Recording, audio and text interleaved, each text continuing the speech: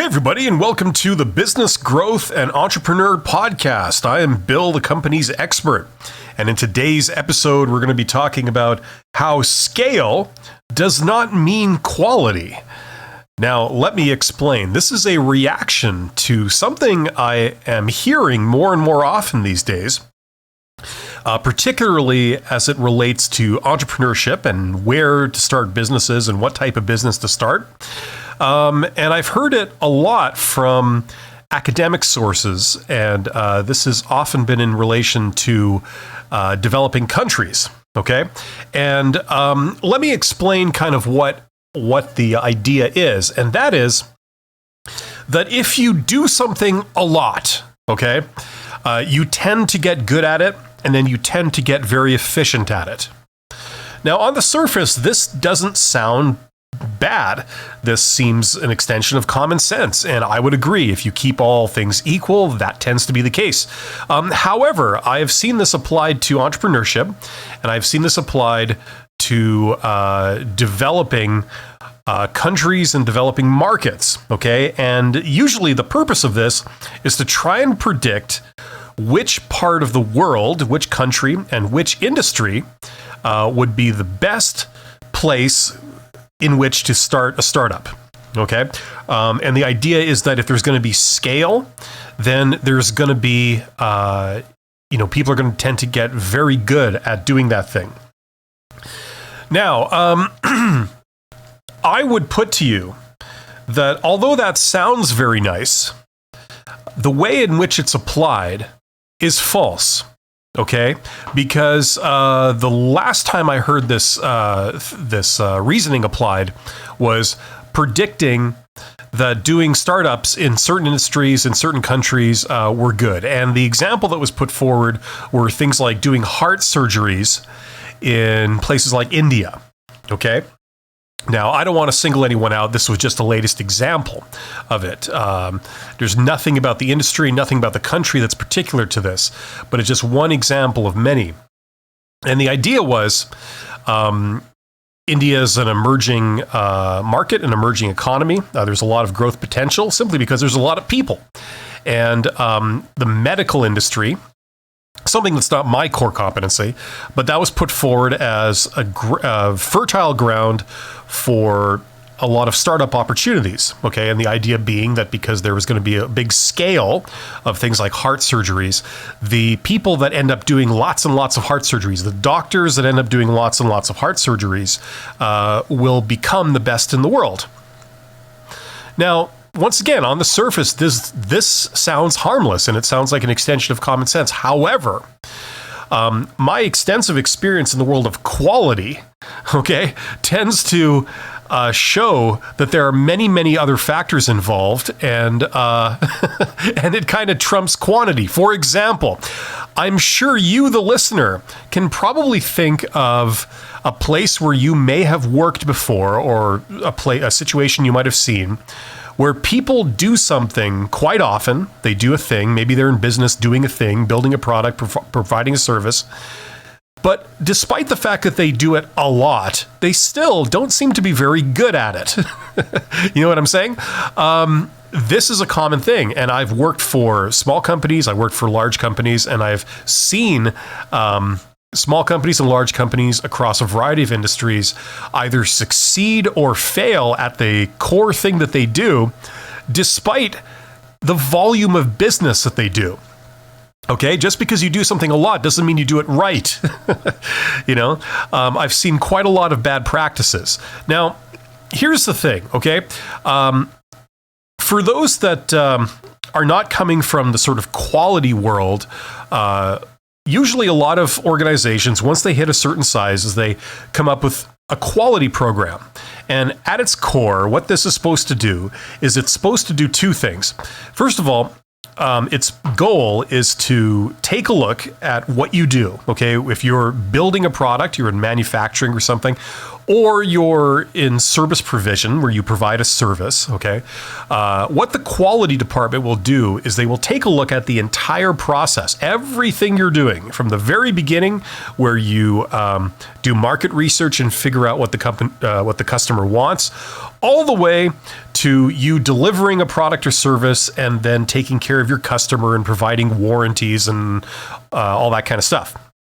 So from end to end, it looks at the entire process, and its goal is to make that process as effective as possible, which means that it provides the best possible product or service. And then its goal is to make it as efficient as possible. So you provide the best thing for the least amount of effort, time, resources, etc. Okay, so that's what a quality program does. And the purpose of the quality program is to work on the business. It's a department that is not concerned with making or selling the product or service. It's a department concerned with improving the organization. So that's what a quality program is. Now, the biggest factor that I've seen in my career working across 5 industries and business of all sizes is the biggest thing that affects the effectiveness of a quality department is the company culture. Okay, for a start, a lot of organizations, they have a quality program simply for marketing purposes. They don't really believe that they can improve their own operations. They have this kind of arrogance about it that, we're already as good as we need to be. And instead, the purpose of the quality department is not as stated.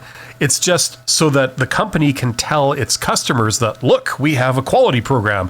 We have achieved this quality certification. And that should make you want to buy more of our product or pay a higher price. So it's not really doing what it's supposed to be doing. On the other hand, you get organizations that believe in quality. They believe in things like continuous improvement. They believe in things like, revolutionary improvement. I hate to use the word disruption, but that's what they use their quality system for.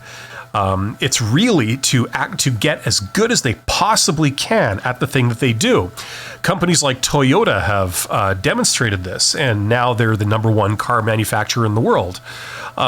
So this is well known, okay? And it's based upon a culture where the organization has decided that we care about improving.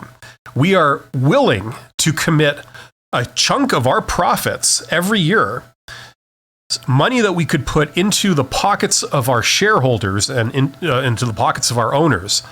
We believe that we are going to spend that money on improving. And that will not only allow us to make more money in the future, but it will make sure that we grow and grow and grow in the long term. Okay, so that's the purpose of a quality program, and that's what it's designed to do. Okay, now, as I said, I've seen many companies, and I've seen many companies, do a large volume of business, but they just are not good at what they're doing because they are not really focused on improving. Most people that have jobs and work in organizations, their job description is simply to do what we call a first order function, which is do your job, make the product or sell the product, as opposed to a second order function, which is to change your job. Think of the ways your job could be done better and implement those and measure their effectiveness. That's usually not part of people's job description, or if it is, it's usually not taken seriously. So this argument that scale means quality is, in my opinion, completely flawed. In a perfect world, if you kept all other variables constant, it could mean that. However, scale, the efficiencies you would get from scale and the improvements that you would get and the expertise you would get in becoming a world leader in what you do, those can be easily trumped by having the wrong company culture where you don't care about actually improving and you don't think about improving. All you care about is running your existing processes as quickly and as efficiently as you can by not putting resources into it. So that's what I would say about this. In fact, I'd like to leave you with a final thought here, and that is that the organizations that are doing a large volume of business, perhaps a little bit beyond what their capabilities are, they're constantly working themselves to the bone. They're constantly putting out fires. They're never being proactive with anything. They're always reacting to the situation. And the last thing that they have to do, from the lowest level worker all the way up to the CEO, the last thing that they have time to do is think about ways they could improve their job. In that case, volume actually works against you. And this is a well-known factor. So that's what I have to say. I think scale does not mean quality. And this is a fallacy that I think a lot of people in the startup world are misapplying to advise would-be entrepreneurs what businesses they should start and where they should start them and how they should start them and what the prediction for the future is going to be. I just like to preach caution about that. Thank you very much for your attention. You guys are awesome, and I hope to see you next time on the next episode of the Business Growth and Entrepreneur Podcast. Take care.